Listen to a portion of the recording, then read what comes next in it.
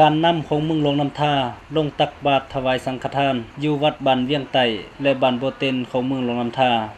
ตอนเช้าวันที่8กรกฎาคม2017การนำของมึงลงน้ำท่าลงตักบาตรถวายสังฆทานโดยการนำผ้าของทานนางเวียงพรแห่งแพงอ่อนเจ้าเมืองมึงลงน้ำท่าพร้อมด้วยคณะและพนักงานรัฐกรของเมืองได้สร้างบุญโดยการใส่บาตรถวายสังฆทานในวันเข้าพรรษาอยู่วัดบ้านเวียงไต้และวัดบ้านโบเต็นของเมืองลงน้ำท่าการใส่บาตรในวันเข้าพรรษาในปีนี้เห็นว่ามีผู้เข้าร่วมเป็นจำนวนหลายซึ่งแม่นประเพณีอันหนึ่งที่ดีงามที่ชาวพุทธศาสนาก็คือชาวลาวที่ได้ปฏิบัติกันมาแต่โบราณกาลการใส่บาตรถวายสังฆทานก็เป็นการสร้างบุญกุศลอุทิศบุญกุศลไปให้ญาติพี่น้องผู้ที่ล่วงลับไปแล้วให้ได้รับบุญกุศลและมีความสงบสุขการเข้าพรรษาแม่นหมายถึงการจำศีลของภิกขุสงฆ์ในการปฏิบัติธรรมอยู่บนเก่าเพื่อให้คนทั่วไปผู้มีจิตใจ